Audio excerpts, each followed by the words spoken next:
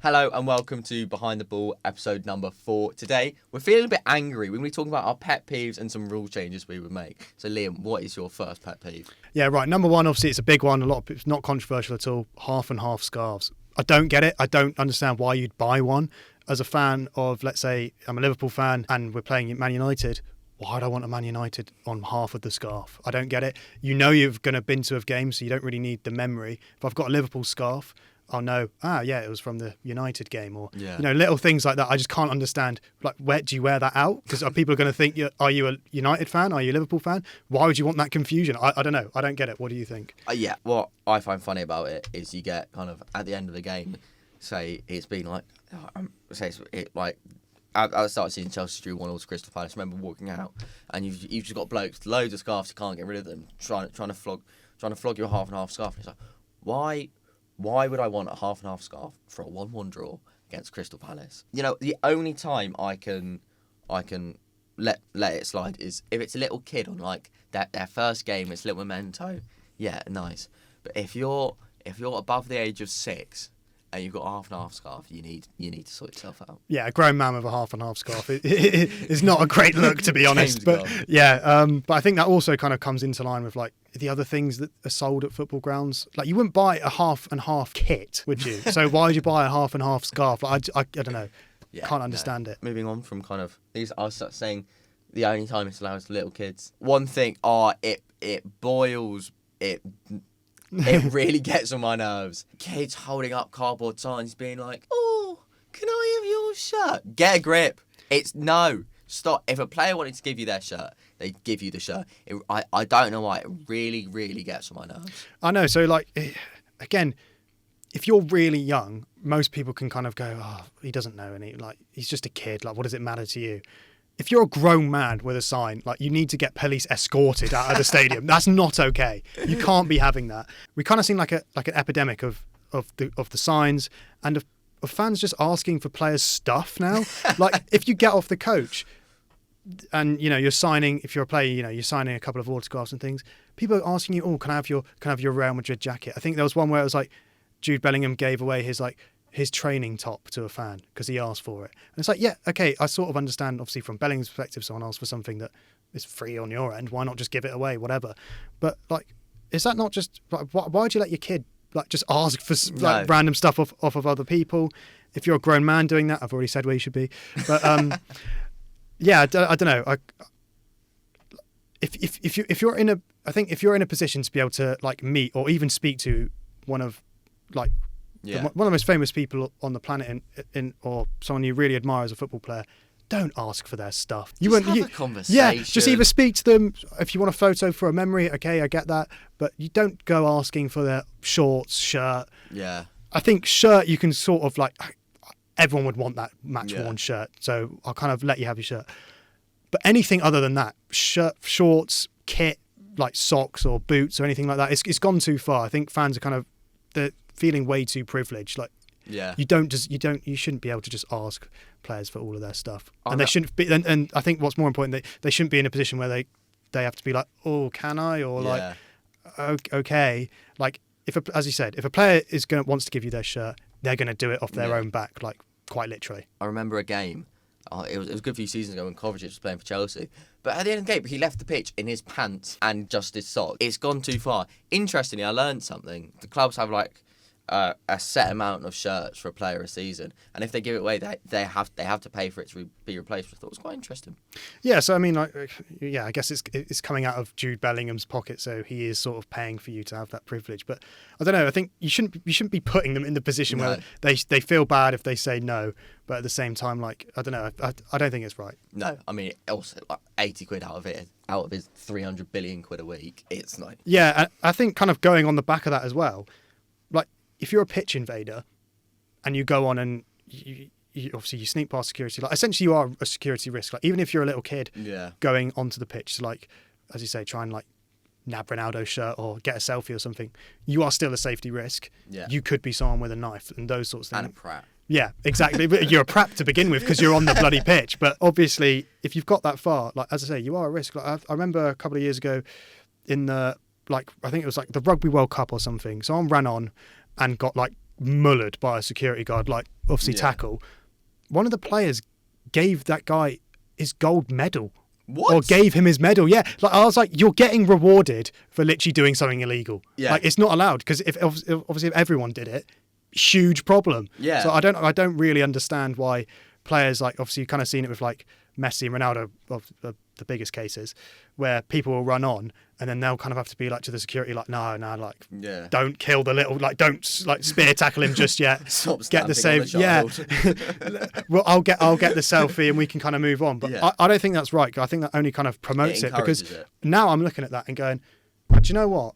If I can sneak past this security guard who's not even looking at it and doesn't care, then I can get a free shot at running onto Ronaldo and getting a selfie. And as long as he's in a decent mood to just drop the whole, like, and kind of take in and get them, I'm going to get it, like almost like with no consequences. I don't know. I don't think it's right. No, my next pet peeve, bit of woke nonsense I'm not happy about. Managers who don't wear suits for cup finals. I didn't realise this annoyed me until one of the many cup finals that Chelsea got to under Thomas Tuchel. But he didn't. He always wore a tracksuit, except for the Champions League final. And I thought it's a bit disrespectful to the establishment. That kind of that Thomas Tuchel was rocking up to Wembley and kind of in a tracksuit. I mean, don't get me wrong. Absolutely love Thomas Tuchel. That was probably the only negative I had of him. But I don't know, it really got under my skin. Yeah, it's kind of that professionalism aspect of like, if you've got the prestigious like thing of going to Wembley, like treat it with so much respect that you obviously like want to look your best. And as I say, you can sort of be like, okay, shirt and a tie is fine. You don't have to wear the full suit. But yeah, like club tracksuit is probably not okay.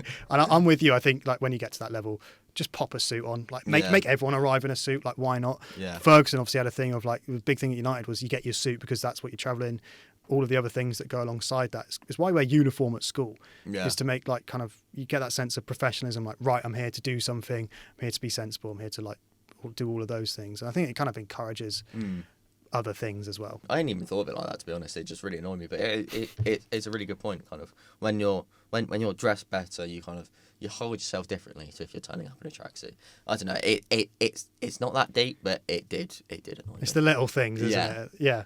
Another one for me. So this is one of them. This has kind of only come about in recent times, but stadium naming rights being sold. Zach, what are your thoughts? Recently, I mean, it's not to do with football, it's to do with rugby. Twickenham Stadium, home of English rugby, renamed to the Allianz Stadium. No, it's wrong. The Spotify Camp Nou? No. This is no. It's bad. Yeah, before I go on a bit of a rant, I will say, if the stadium has been like purpose built and only ever been known as the Amex for Brighton, the Emirates for Arsenal, it's not been known as anything else. Yeah. I would personally prefer it to be called something kind of like local or like historic, if you will, opposed to just like a brand's name. Yeah. But I can sort of like see why. I don't think you can change it after the stadium's been there. Like St James's Park, Newcastle Stadium. Sports Direct Arena. I mean, like, no one calls their stadium the Arena anyway. Yeah. But like, I don't know.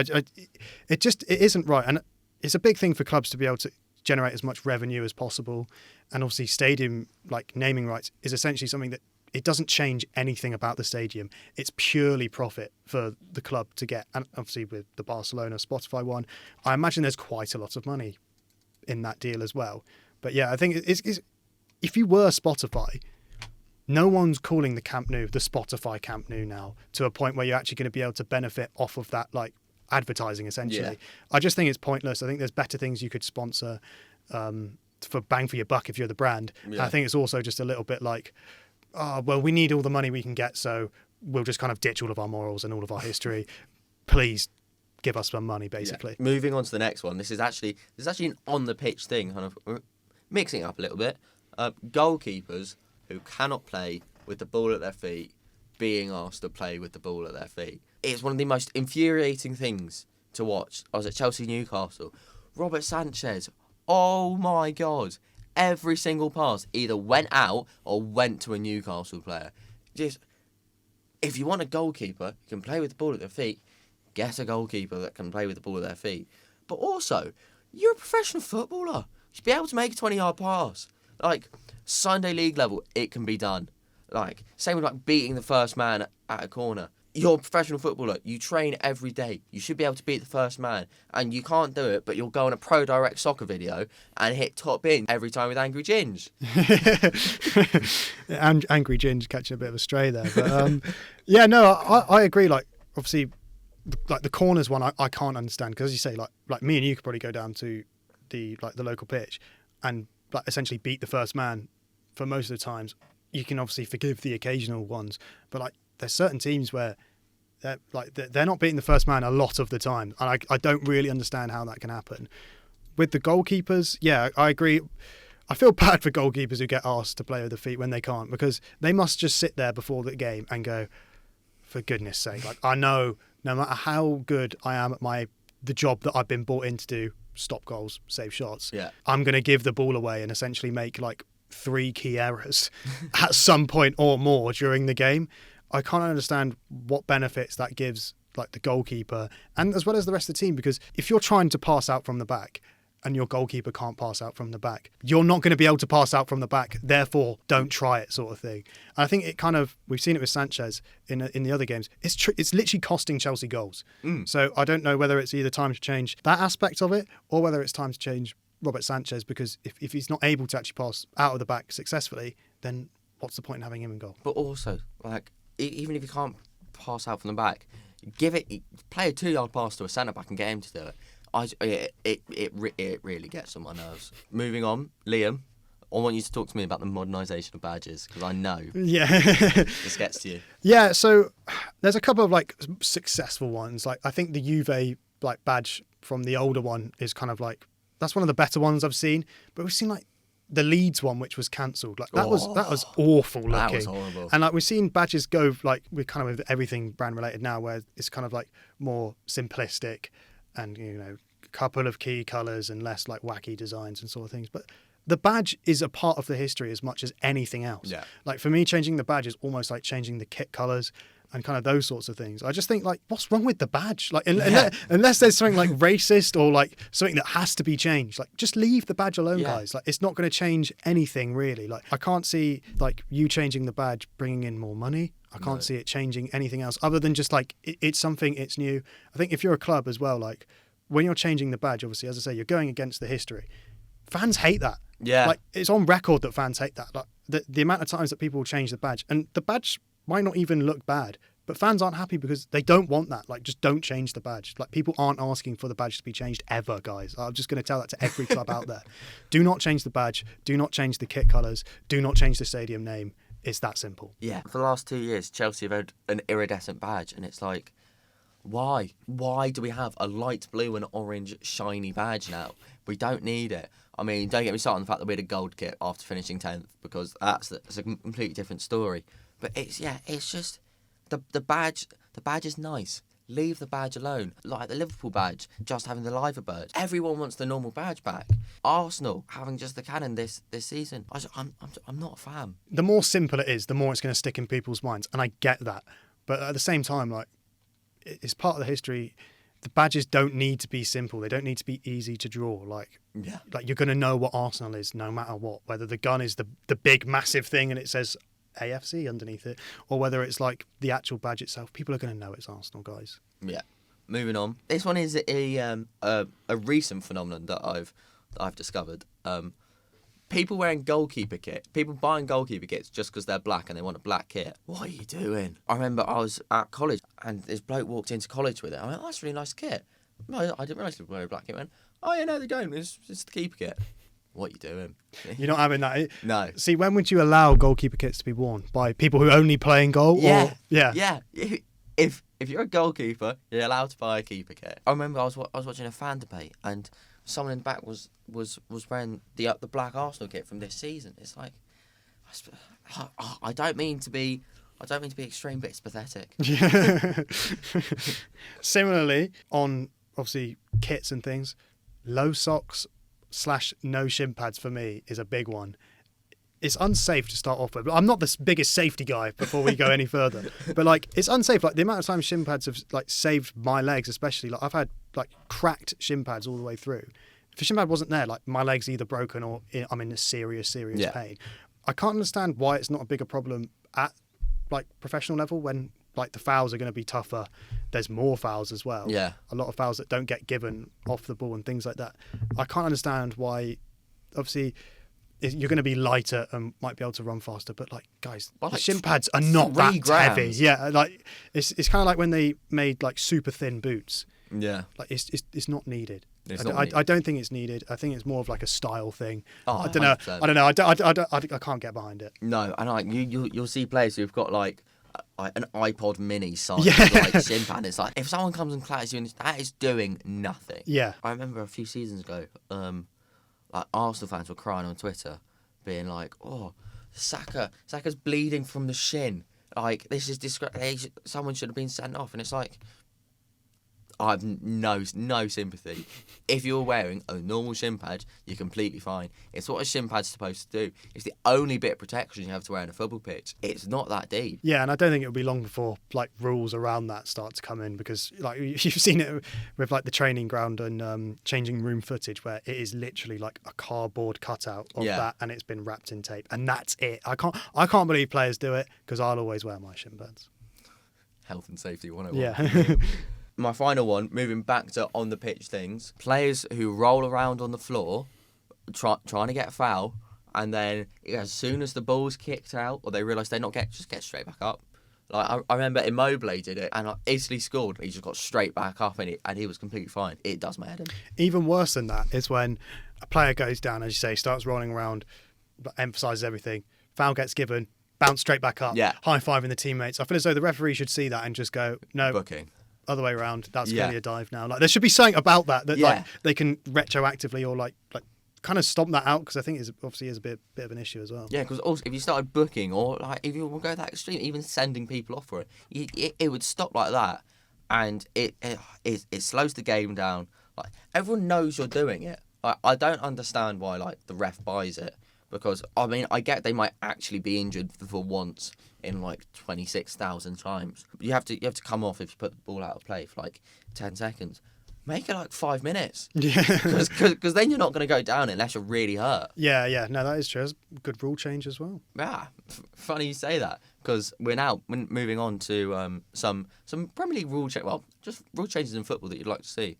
Liam, got any? Yeah, I think like one of the big ones has been the offside rule, like introducing the like Arsene Wenger style, where you're trying to make goals be scored, or like kind of look for reasons for the goal to be allowed, opposed to looking for reasons to disallow it, with like I think it's like the heel of the attacking player versus obviously the furthest back line, or furthest part back of the defender. I think that would kind of lead to more goals and a more natural feeling of offside, because when you're going down to obviously the lines being drawn and everything, like it doesn't feel right. Because also, like, you've lost someone being in line with the defence. If you still had that, I think there could be a certain leeway. But I actually don't like the Arsene Wenger kind of, as long as one part of the body is onside. I don't know.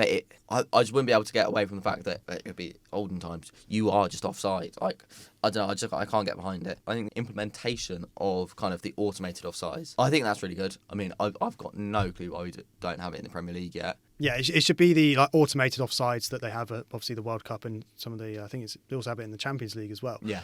That should be the first implementation. If there's still issues at that point, that's when we can look to fix it with, as I said before, like other things with the Arsene Wenger rule and things like that. But I think what we've seen at the World Cup and at the other places is offsides are no longer controversial. When it's automated and it's already been done and it happens within a split second, no one really cares. I think it's when the line's being drawn and it's down to the TV camera angles and things like that is where obviously it leads to controversy and obviously leads to issues as well. They should show on the big screen like what the VAR is looking at, because then there's less there. Well, I mean, there probably would still be arguments.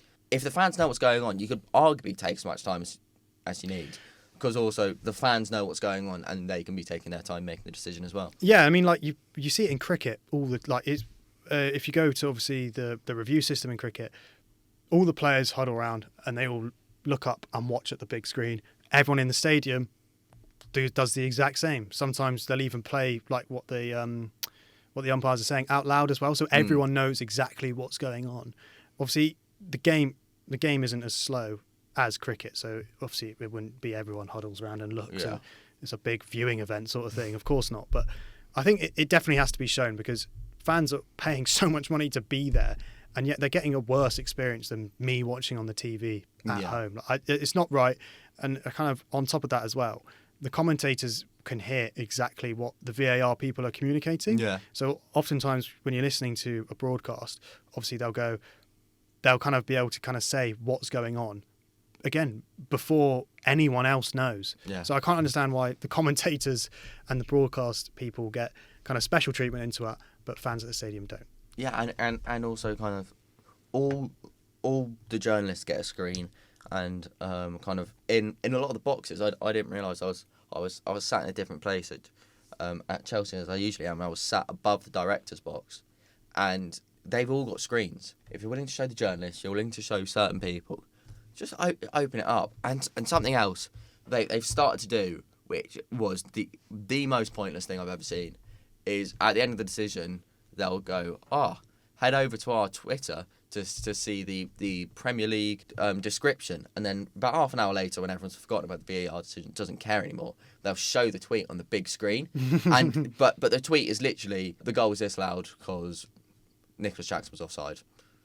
Brilliant, cool, thanks. Yeah. Work that one out. Yeah. You could tell me Nicholas Jackson was offside because and the furthest defender back was XYZ, and they were this far apart and things like that. Woke nonsense. Yeah. In fact, just you reminded me of something, pet peeve I'm going to bring back. Stadium light shows before kickoff. So unnecessary, so not needed. I remember hearing one that like Bristol City were doing a stadium light show for a championship game. Like what's going on? Like I can understand it if it's like the Champions League final or like Champions League, I guess you can sort of kind of justify because it's such a big event, those sorts of things. It's not against lower clubs doing it, but like at least do it for a reason. Like a light show, I'm here to watch the football. I'm not turning up to my seat 15 minutes earlier to watch either a couple of drones in the air, or even worse, it'll just be like the floodlights. Like the floodlights go on and off. Like that's not a light show. Like you'd be so disappointed if there was a firework display. Like someone just threw in the air like a couple of sparklers. Like it wouldn't be worth it. Like that's not why I'm here. That's not what I'm here for. Get rid of them. Yeah, no. That's also reminded me. There's gonna have like half-time performances at the World Cup. I know. I mean, we're sort of witnessing like the Americanization of the game, aren't we? Yeah. So, and with obviously the next World Cup being there, this is exactly why. There's not really enough time. No. And also, like the halftime show at the Super Bowl makes sense because again, it's the biggest event. Yeah. If you want to put it at the World Cup final, I don't like it, but I can sort of see it. But if you're going to do it at like anything else, like just stop. Or do it. I mean.